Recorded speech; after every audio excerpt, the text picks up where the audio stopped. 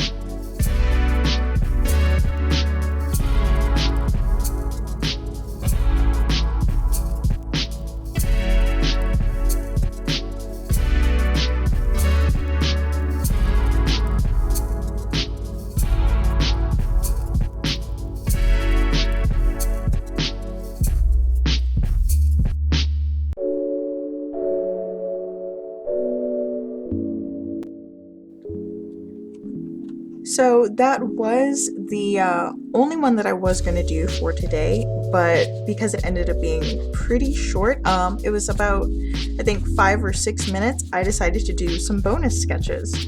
So I took the palette and divided them up into three different smaller palettes, and I'm doing these little star chibi figurines. Well, not star necessarily, one's star, one's moon, and the other one is sky. And I thought it would be really cute to do these little magical girls. Um, I do really like working with blue, but typically when I'm doing it, it's something that's like kind of dark and mysterious. So I figured I'd go in another direction and do something cute. So here we go.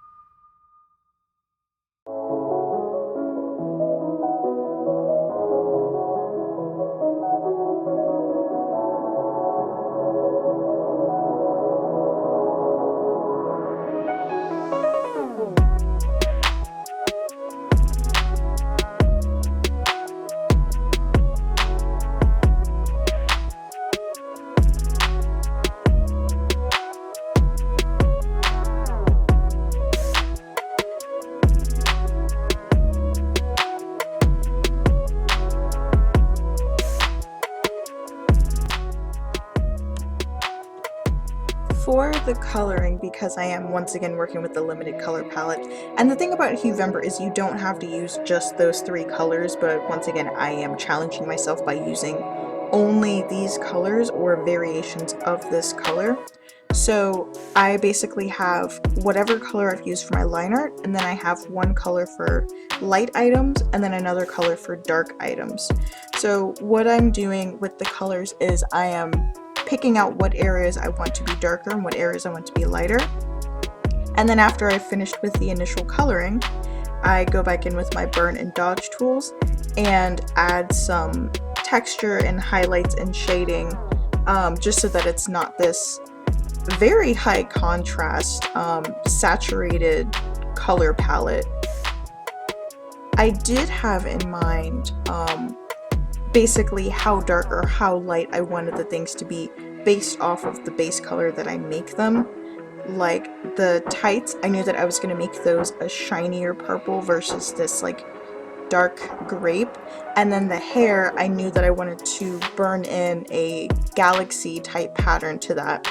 So I wasn't just kind of flying blind, but it is, when you're working with a limited color palette, it is best to map out where you want your lights and your shadows to go before you just kind of start putting things in.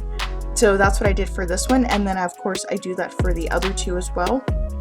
I don't show that part of the process because it's basically just what I'm doing for this first one here, but translated into the blue, the mid blues, and then the lighter blues. The only main difference is that the third one ends up having a lot more texture to it because she is cloud, so I use my cloud brushes to puff out her jacket. And as you can see here, I'm using my firefly brush to burn in that galaxy that I had mentioned earlier.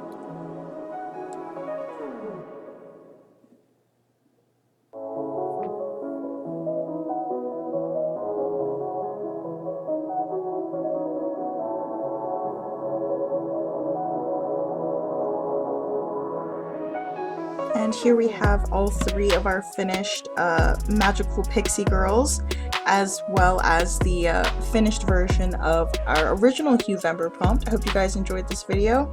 See you guys next time, and have a weird day.